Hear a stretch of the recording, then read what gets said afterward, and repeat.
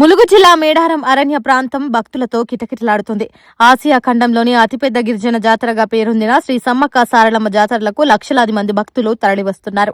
తెలంగాణతో పాటు ఆంధ్రప్రదేశ్, ఛత్తీస్గఢ్, మహారాష్ట్ర, ఒడిశా రాష్ట్రాల నుంచి భక్తులు భారీ సంఖ్యలో మేడారానికి కదిలివచ్చారు. భక్తులు తమ మొక్కులు తీర్చుకోవడం, కుటుంబ సంక్షేమం, ఆరోగ్యం, పిల్లల భవిష్యత్తు, వ్యాపారాభివృద్ధి కోసం వనదేవతలైన సమ్మక్క సారలమ్మలను వేడుకుంటున్నారు. కొందరు భక్తులు బెల్లం, చీరలు, నగదును సమర్పిస్తుండగా మరికొందరు నెత్తిన కుంభాలు మోసుకొని అడవి బాటలో కాలినడకన వచ్చి భక్తి శ్రద్ధలతో దర్శనం చేసుకుంటున్నారు. భక్తుల సౌకర్యార్థం ప్రత్యేక దర్శన మార్గాలను కూడా అధికారులు ఏర్పాటు చేశారు. క్యూ లైన్ల ద్వారా భక్తులు క్రమబద్దంగా వెళ్లి సమ్మక్క సారలమ్మలను దర్శించుకుంటున్నారు. ఎలాంటి అవాంఛనీయ ఘటనలు జరగకుండా పోలీసులు భారీగా బందోబస్తు, వైద్య శిబిరాలు, తాగునీరు, మరుగుదొడ్లను కూడా ఏర్పాటు చేశారు.